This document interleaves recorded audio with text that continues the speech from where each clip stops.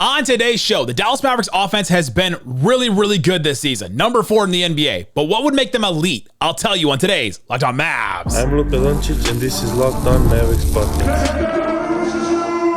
If you don't believe, you shouldn't be here. You are Locked On Mavs. Great, Rusty. Your daily Dallas Mavericks podcast. Almost done. Part of the Locked On Podcast Network. Amazing. Your team every day. Still can't even help it. And welcome. You are locked on to the Dallas Mavericks. My name is Nick Angstadt, media member and NBA channel manager of the Locked On Podcast Network, your team every day. Thanks for being in every day or making Locked On Mavs your first listen today. Subscribe to our free Locked On Mavs newsletter, your one stop for the best news and analysis on the Dallas Mavericks and the NBA straight to your inbox every day. Also, today's episode is brought to you by the College Football Playoff. It's here, and you don't want to miss a moment of the action. The College Football Playoff presented by Allstate begins with 4 first-round games December 20th and 21st on ESPN, ABC, TNT, and Max. Today's episode of Locked On Mavs. The Dallas Mavericks offense has been really good this season. They've been number 4 in the NBA. What makes them so good? And then what would make them elite? We'll look through some of the other teams in the NBA. There's 3 teams that are better than the Mavs, and they're just like a step ahead of them. What could get the Mavs in that conversation? So we'll talk about that, but let's get into this first. The Mavs are the number 4 offense in the NBA. Let's take a second and just appreciate that the Mavericks offense has gotten to this point, because there were times this season, especially early on, where it didn't look like this team was cooking on all cylinders. I did it again. Cooking on all cylinders. That's my new Isaacism. They're running on all cylinders. They're cooking on those cylinders too. The cylinders heat up and then they crack an egg on it. The Mavs are scoring 119.7 points per 100 possessions. So they're scoring a ton of points. The Mavericks usually get 100 possessions in a game, so they're averaging basically about 120 points per game. Wild that this team has been so good. This team, there's a bunch of different things that make them good. Obviously, you start with the obvious ones. Luka and Kyrie. They make them so good in a bunch of different ways, but I'm going to go through some of those things. The Mavs get out in transition. This is a thing that early in the season, it looked like this Mavs team is not going to get out in transition as much as teams in the past did, or at least the Mavericks team last year did, because last year they made it a big point from training camp on. We're going to get out in transition. We're going to run. That's going to take our offense from mediocre the year before to really good. And it kind of did. The Mavericks this season are getting out in transition. They're 5th in the NBA in frequency. 17.4% of their plays are in transition. They are getting out, they're running, they're pushing the ball ahead. They've been doing that really well. And that's something that is absolutely making them a top 4, top 5 offense in the NBA. The thing that in transition that has really helped them this season, they're number 1 in the NBA. This is one thing they do better than anybody else in the NBA. They push off of live rebounds. And this is something we've definitely seen from a bunch of different guys on the Mavericks. Jason Kidd has wanted Luka to be off ball a little bit and has wanted to not have him bring the ball up every single time to limit the wear and tear, to make sure he's ready for the playoffs, but also just keep him healthy throughout the season. And so Luka's usage has been down. Luka's touches have been down a little bit. But I think this area, the pushing the ball off of live rebounds. So somebody gets a rebound, the ball is live, the time doesn't stop. They can play the next possession. Kyrie can push the ball, obviously. Klay can push the ball. PJ has been pushing the ball. Even Naji has absolutely been pushing the ball. That's been great. Obviously, Dinwiddie has. Grimes has been. Everybody, except for probably the centers and definitely Maxey, have been pushing the ball in transition when they get a rebound. And that has really helped this team. 33.9% of the time the Mavs get a live rebound, they're pushing in transition and making it a fast break attempt. Number 1 in the NBA. That's great. They're pushing the ball in transition. Great. What do they get when they're on the other end? Well, they're not just relying on transition. We've seen teams in the past, the Pacers and others, they just rely on their transition offense. They're only getting those easy baskets and they're pushing. They're just being faster than everybody else. Then when it slows down in the playoffs, all of a sudden you can't hang. Well, the Dallas Mavericks can push and they can also hang because they are number 4 in the NBA in half-court offensive efficiency. This is usually the number that we look at, or people in the media or in analytics look at, to see if your team can be good in the playoffs. Can you score when everything slows down, when you can't just push off of a live rebound, or you get a steal and you push and it's just 1-on-1 or 2-on-1 or whatever, and you get easy baskets? What happens when it's a set defense? You're out. You go down the other end on offense, and the other 5 players that are playing defense are all just set. They're in their spots. They're in their shell defense. They're set up. The Mavs are scoring 104 points per 100 possessions in the half court. That's number 4 in the NBA. Can you guess the 3 teams above them? It's the 3 teams that are ahead of them in offensive rating that we'll talk about a little bit later. But the Mavs, they can hang when they're down. One of the reasons why, the Mavs shot diet. Dallas takes a lot of mid-range shots, less shots at the rim and from 3 than the rest of the league. The game the other night against the Warriors was kind of an aberration for the Mavericks. They don't usually take a ton of threes. The Mavs are 21st in the NBA in threes per 100 possessions. So they're not chucking threes all the time. They're not solely relying on threes. And this is something that is going to be big for them. We've seen teams in the past. You rely on the 3 a ton, and then all of a sudden you get cold, and you got nothing to go to. You have nothing to turn to. The Mavs last year at times did that because their transition got taken away, and then their threes weren't falling in the finals, and all of a sudden, just like, all right, what do we do now? Okay, you got Luka. Well, Kyrie's not playing up to the level. All right, now we don't have an all. And now it's just Luka and nothing else. And Luka's hurt. Oh, gosh. Everything's just falling apart, it felt like, in that finals. And that's what happened. But the Mavs this season are destroying in the mid-range. They're 6th in the NBA in field goal percentage on mid-range shots. And they're 4th in the NBA in the short mid-range shots. These are the little floaters. These are the little Kyrie runners. These are the, I think probably the Dereck Lively hook shots. These are the Naji Marshall floaters in the lane that we've seen in transition. They've got a bunch of different guys that can do those things. The PJ Washington post-ups that have been at these short mid-range shots that are not right at the rim. It's not like a dunk. It's not like a layup, but it's around there. It's the no man's land that the Mavs have really taken advantage of. They've done really well at that this season because they have more guys that can do that. PJ, Naji Marshall, Gafford and Lively have been doing this a little bit more. Dinwiddie, I guess, to an extent. And so now they have these guys. Part of that's personnel. So that's been awesome. Mavs get out in transition. They're really good in the half court still because they can hit those mid-range shots with Luka and Kyrie. They can hit that short mid-range shot with a bunch of different guys that can do that. And the biggest reason I think why the Mavs are a top 5 offense right now, Dallas is shooting well from everywhere. They're elite at the rim. They make 71% of their shots at the rim. That's 3rd in the NBA. They are hitting threes right now. Their three-point shooters are absolutely dominating. They're shooting well from 3. They're 4th in the NBA, 38.9%. And on non-corner threes, so the top of the key and wing threes, they're shooting almost 40%. That's 4th in the NBA. I'm throwing a lot of numbers at you, but the main thing to take away, Dallas is shooting well from everywhere. Elite at the rim, shooting well from threes, and then we talked about the mid-range, how they're dominating from there too. All of a sudden, the Mavs have a bunch of good three-point shooters. Kyrie, 47%. Grimes, 42%. Klay, up to 39% now. Dinwiddie, 37.6%. PJ, 37%. Luka, up to 36% now after his kind of slow start there. Specifically, Klay, I want to mention. First 10 games of the season, Klay was shooting 35%. He made 29 of 82 threes. So he was shooting okay. Like just about, maybe just under league average. Which is not Klay, and that's not what you brought him in to do. That's just the first 10 games.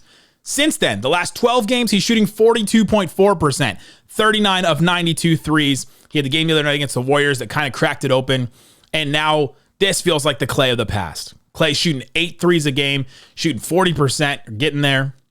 That's the Klay. Feels like it took about 10 games for him to get acclimated, to figure out how to play with this team, and now we're starting to see the Klay Thompson that we expected. And that's what's really helping this Mavericks team go from good to great now. And we'll talk about how they can get to elite a little bit later. Another thing, Dallas has shown that they can score against good defenses. This is not just, though they destroyed the Wizards, they destroyed the Portland Trailblazers defense. They have had 4 games against top 6 defenses that have been excellent. The Warriors were a top 5 defense. The Mavs had 145.9 offensive rating, almost perfect against them. That's incredible. Against the Thunder, the number 1 defense in the NBA, they had 127.4 points per 100 possession game. That was when Luka was out that one game. The Timberwolves earlier in the season, Timberwolves are the number 3 defense in the NBA. The Mavs had 123.7 points per 100 possession. Great. And against Orlando, that was earlier in the season too. Orlando's the number 4 defense, and the Mavs scored 117.7 points per 100 possessions. 4 teams that are in the top. They were in the top 5 defenses. The Mavs have had great offensive games against the Warriors, the Thunder, the Timberwolves, and the Magic. So the Mavs can do a lot on offense thanks to the diversity of their players that they have now. Klay Thompson is starting to get it. The three-point shooters are starting to come around. The Mavericks have figured out what they are. Take mid-range shots, take less shots at the rim in three, but you don't rely so much on those, but you can get them. You can push in transition, and they've proven that they can score against great defenses. Coming up, what does Dallas do better than most anyone else in the NBA? There's one thing. I'll tell you what it is. Coming up. If you don't believe, you shouldn't be here. Today's episode of Locked On Mavs brought to you by FanDuel Sportsbook. FanDuel has everything you need to cover sports, to talk about everything going on. They got NFL odds that are coming up. They have all the time running NBA odds all the time. Weekly specials for the NFL. Oh boy, there's a whole bunch of stuff. Any QB throws for 5 or more passing touchdowns. That's pretty fun. Plus 500. You've got Josh Allen and Drake May. Each have 10 or more rushing yards in each half. What are you're rooting for Drake May to just we need one more yard, buddy. There's all kinds of fun stuff like that if you want to check it out. And if you want to get started with FanDuel, you get started with $150 in bonus bets if your first $5 bet wins. So put down $5 on anything. Could be that Josh Allen Drake May play or anything else. You can win $150 in bonus bets if that first $5 bet wins. That's FanDuel.com. Never waste a hunch and make every moment more with FanDuel, official sportsbook partner of the NFL. Uh-oh, guess what day it is? Thanks for hanging out with us on Locked On Mavs, being part of the show, part of the Raccoon Squad, our listeners. That's what we call you guys every day. We appreciate you for checking out the show. Check the QR code for different ways to follow the show. We've got the Locked On Mavs insiders who can text us and we send messages. We're going to do something new here soon. We're going to do some Zooms where you guys can jump in and ask us questions and we can talk and meet and just kind of hang out in the Zooms. Ross from Locked On Saints has done this and I think it's really cool. So we'll be doing some stuff on that. And we always send out notes and things like that during games. So I'll send you before every game, I'll send you a pre-game text that tells you all the things, what time it is, where the game is, all that kind of stuff. So subscribe to be a Locked On Mavs insider, text the number in the description, or check the QR code. All right, let's get into the thing that the Dallas does on offense that makes them better than pretty much anybody. They get their own shot. They have 2 elite players to get their own shot. We've talked about this on countless episodes. Post-game episodes, me and Slightly. The Mavs were listless, and all of a sudden, Luka got a shot. All of a sudden, Kyrie got a bucket. All of a sudden, they're running out and getting this. Luka and Kyrie make them great. They get them to that next level. I think the diversity of shooting has gotten them to top 4, but Luka and Kyrie obviously set a baseline and draw all the attention and all that. Dallas is number 2 in the NBA in isolation points per 100 possession or points per possession. So when it's just one guy with the ball, just one guy. One Spider-Man or woman, we don't know for sure. One guy with the ball, they score better than almost anybody else. And the team that's above them is Boston. And there's kind of a gap. There's Boston, there's a little gap, there's Dallas, there's a little gap, and there's the rest of the NBA in terms of scoring and isolation. Luka and Kyrie put them there. There's no one else on this team that does that. Maybe Naji has been good at that this season, but nobody else really in isolation has been getting them there. And so it's them. The Mavs right now are number 5 in the NBA in unassisted field goals made. 40% of the Mavs shots are unassisted, which is we're not just relying on this crazy passing. We saw the crazy passing against the Warriors. They're capable of that. They're capable of 36 assists in a game. We saw that. But for the most part, 40% of their shots are unassisted, meaning they're just getting the bucket. Luka and Kyrie getting isolation plays. Great. So I think Luka and Kyrie make them great. I think Dereck Lively and Gafford keep them steady. You've got the pick and roll. Their pick and roll numbers have not been excellent, but they still have that in their back pocket. They keep them steady. The offensive rebounds have been pretty good. It's just above league average on offensive rebounds. So that didn't stand out enough to me to point it out as one of the reasons why they've been great. But I think Dereck Lively and Gafford keep them steady. Klay, Grimes, Dinwiddie, and PJ Washington, their shooting can make the Mavs elite. That's what can take them to another level, and I want to tell you why.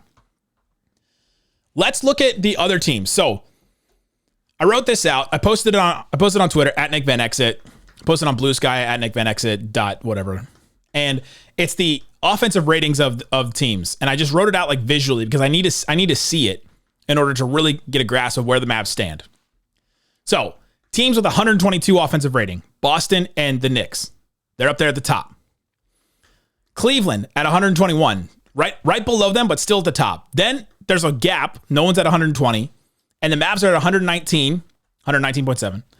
And then there's a gap at 118. And then there's Denver and Memphis at 117 points per 100 possessions.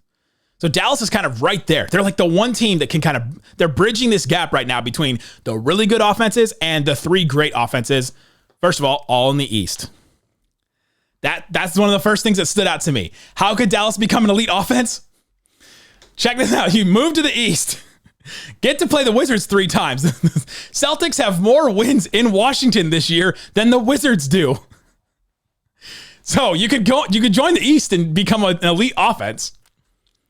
But I can't just say that because that doesn't work enough, right? Like, you can't just say that and be done with it. It would be nice to be able to move to the East and get to play the dregs of the Wizards and the Pistons and all these, to the Brooklyn Nets who aren't trying all again and all that. But there are a bunch of things that I think could make them elite. And so I went through and I looked through Boston, I went through New York, and I went through Cleveland in the ways that I went through Dallas's offense. And I was like, all right, what things can make them elite? All right, so the number one offense in the NBA right now is Boston. And I know how much we love like comparing to Boston and looking at Boston, but they've done really well. So here are the things.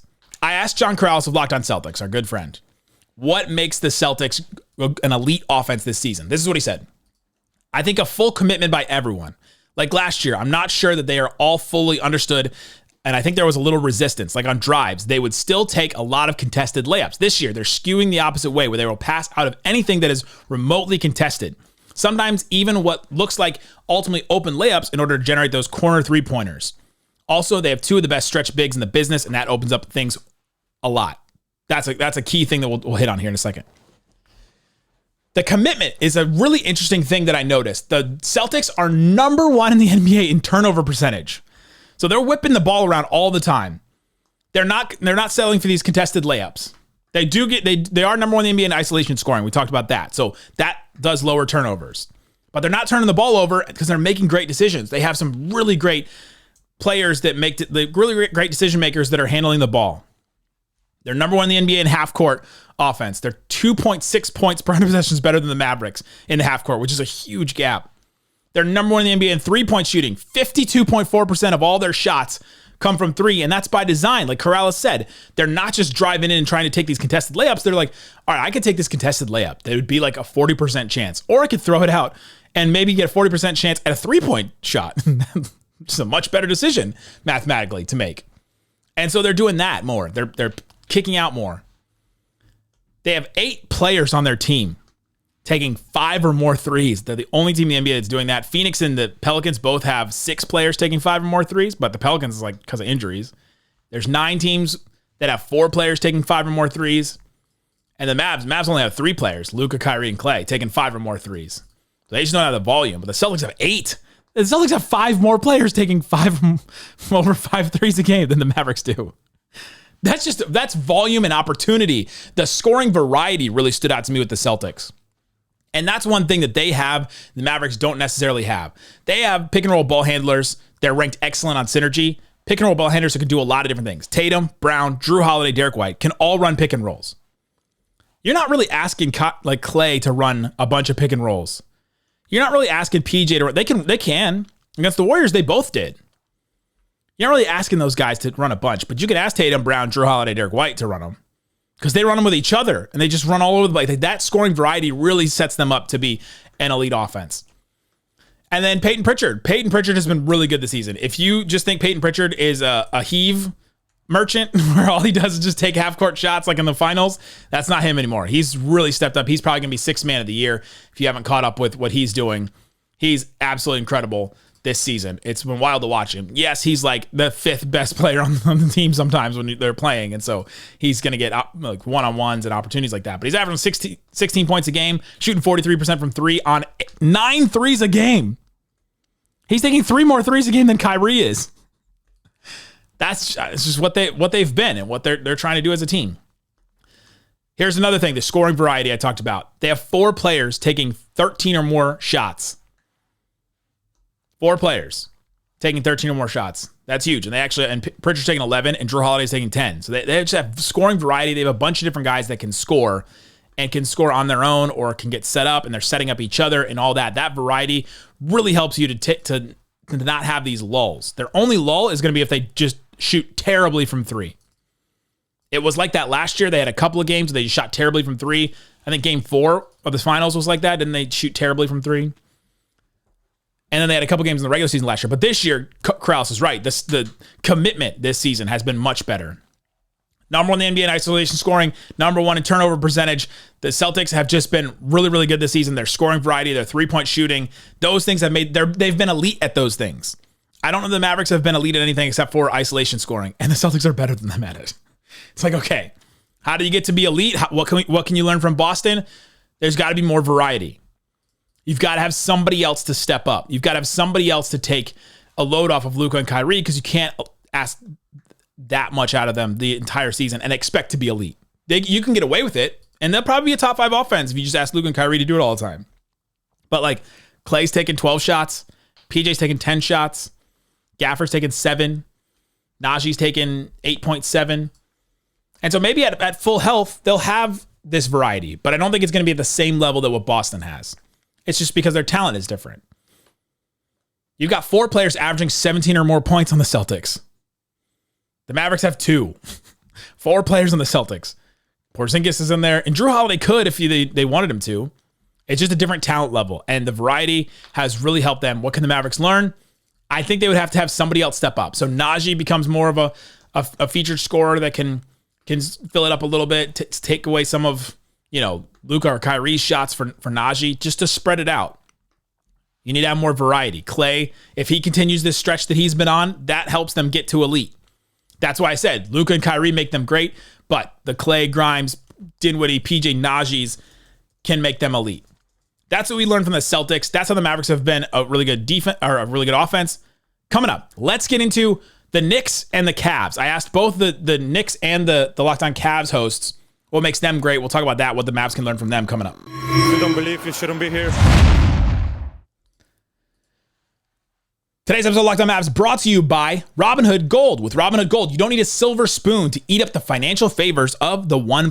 Robinhood Gold allows others to get the rates and perks usually reserved for the high society. Now, the resourceful individual with Robinhood Gold can earn a very liberal rate of 4.25% APY on uninvested cash and be rewarded with a handsome 3% retirement boost on IRA account contributions. Robinhood Gold provides the privileges of a high net worth for any net worth. These generous benefits are now available for only $5 a month.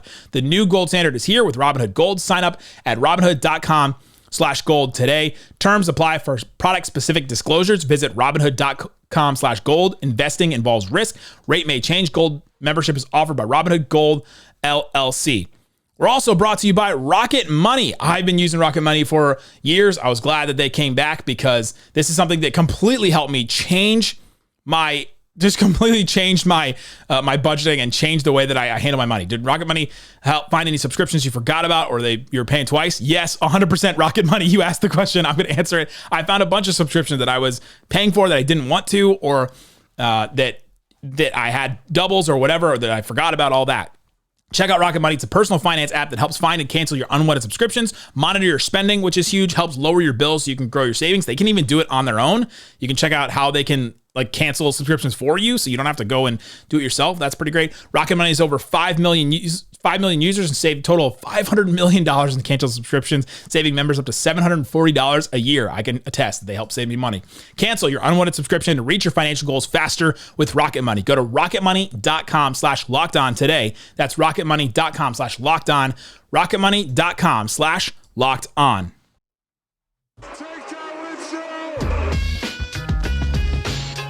All right, let's get into the rest of this. We've talked about what makes the Mavericks good on offense. We've talked about what made the Celtics elite and how the Mavericks can learn from them. Now let's talk about what makes the other teams at the top of this. So, talked about the Celtics. The Knicks are right up there with them. What can we learn from the New York Knickerbockers on offense? The Knicks, the Locked On Knicks guy sent me a manifesto, basically, of how the Knicks have been great. Appreciate you, Alex Wolf, for sending that. 5+ shooters. This is what Alex Wolf said, Locked On Knicks. 5+ shooters on the floor at once who can all handle the ball and create. Lots of pick and roll. And a noticeable willingness to spread the ball around that hasn't always been there in past years. You've just got a bunch of variety and a bunch of different guys. This is the same thing as the Celtics. I see a big similarity with what the Knicks are doing, what the Celtics are doing. The shot diet is a little bit different, but that variety is also there for the Knicks as well. The Knicks have 4 players taking 13 or more field goal attempts per game. Only Boston and the Toronto and the Pelicans have that many players taking 13 more field goals. And the Pelicans and Toronto is because of injury. But the Knicks and the Celtics have guys taking 13 more shots. And the Mavs don't have 4 guys that can do that, I don't think, at this point. Unless you're giving Naji more, unless you're giving PJ more, unless Klay steps up. Maybe the Mavs spread around a little bit too much to guys that are dependent on Luka and Kyrie to set them up, which is fine. That's the way the Mavs offense has been set. They've been doing really well. But if you want to be elite, you've got to have a couple more guys get their own shot. It just has to happen to get there. For the Knicks, their shot diet, they're 8th in the NBA in corner 3 percentage. 11% of their shots are corner 3s. That's the only thing really that stood out as far as how many shots they take. They really spread it out pretty evenly. They're not super reliant on threes. They're not super reliant on the rim or transition or anything like that. The thing that they are doing really well, they're incredible shooting right now. Number 2 in the NBA in three-point percentage, 42.2%. As a team, they're shooting 40%.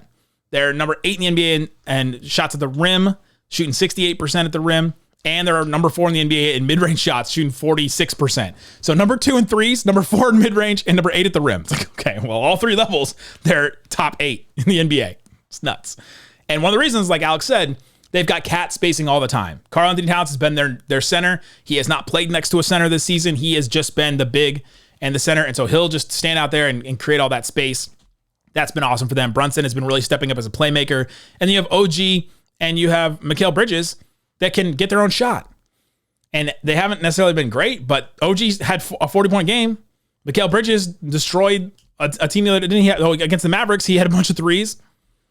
They've got 4 players averaging 17 or more points. The other thing about the Knicks, they're number 4 in assists per 100 possessions, number 6 in turnovers per 100 possessions. So they're number 4 in the NBA in assist to turnover. They don't turn the ball over either. They get a ton of assists, they pass the ball around, and they don't turn it over. Smart teams making decisions with a bunch of different players. 2 things that the Knicks and the Celtics have that make them number 1 in the NBA in offensive rating. And I think what separates the Mavericks so far. Cavs, we'll do this one. This team, they're just a step below the Knicks and the Celtics, but they have been really, really good this season. The Celtics, Danny Cunningham from Locked On Celtics sent me this. They're generating awesome looks, making threes at a super high percentage. Mitchell and Garland have shared the load really well. Evan Mobley's been much more aggressive on the attack too. Third guy. They've got a third guy. Evan Mobley averaging 18 points a game. You got to have a third guy to get you to that elite level, I think. If Klay had been Klay of like 2 years ago, the Mavs would be an elite offense. Scoring 21 points a game, shooting 10 threes, doing that, but Klay is not that guy right now. And maybe he's getting there. Shooting 8 threes a game right now. The way he played against the Warriors was awesome. He's had some really great games. He's also 34 years old. And he's coming off of 2 major injuries. The Mavs aren't asking him to do that. But if he could, then they could be elite, I think, right now. Other things the Cavs are doing well. They're number 1 in the NBA in true shooting percentage. They're just crushing it. Number 1 in the NBA in 3-point shooting. Number 2 in the NBA in mid-range shooting. They're knocking down all their shots right now. This is a team where I'm squinting my eyes a little bit because the percentages are just too good for them right now. They're a little too good. It's like, all right, when are you going to come back down to earth? Their pick and roll ball handling is excellent. He mentioned Mitchell and Garland have shared the load really well. So they've got 2 guys handling the ball. Only 5% of their plays are in isolation. So that number really stands out to me as like, oh man, once the playoffs happen, you're like the Mavs have twice as many isolation possessions per game as the Cavs do. Celtics, same thing. It's like, all right, once it comes down to it, is this Cavs team going to be able to rely on their throw the ball all around everywhere, generate awesome looks? Like only rely on that, because when push comes to shove, the Celtics can just have Tatum or Brown isolate, and that's fine. They're number 1 in the NBA doing that. Mavs can do the same thing with Luka and Kyrie. Cavs, this is the one where I'm like squinting my eyes going, all right, is this for real? But they have the third guy. That's the other thing is they have Evan Mobley averaging 18 points a game. So he can step up, and he's been great at times this season. So what can the Mavericks do? The Mavs can keep shooting the three ball as well as they have. And I think they need to empower these role players a little bit more. Luka and Kyrie obviously can be better at their spots, but I didn't want to spend this whole episode going, well, Luka can be 5% better at this, and Kyrie can be 10% better at this. To be elite, you've got to have another guy step up. Klay has been doing it over the last couple of weeks. PJ has done it at times. Naji has done it at times. Can one of those guys take another leap forward? Then the Mavs can become elite. Last question. Do the Mavs need to be elite on offense? They're the number one offense in the West. I would say their offense has been great. It would be awesome if they were elite, but their defense is more important to me. For all the things that we've said about their offense has been great. Love it. Would love for them to be an elite offense. It would put them in the category of Boston and New York and Cleveland offensively. But I think their defense is a little more important. And so I think we'll spend some more time on that later in the week. We'll talk about that. We'll also have post games for you all throughout the week. Guys, thanks so much for hanging out with me on Locked On Mavs. Check the QR code for different ways to follow the show. Become an insider. Text us. Get text alerts from me and text me and Isaac and all that kind of stuff. Guys, thanks so much for listening to Locked On Mavs. We'll be back again, like I said, doing post-game shows. Slightly now with the post-game show against the Clippers. Got actually 2 more days. 2 more days before a game. And then 2 home games against the Clippers. Thanks so much for listening to Locked On Mavs. Peace out.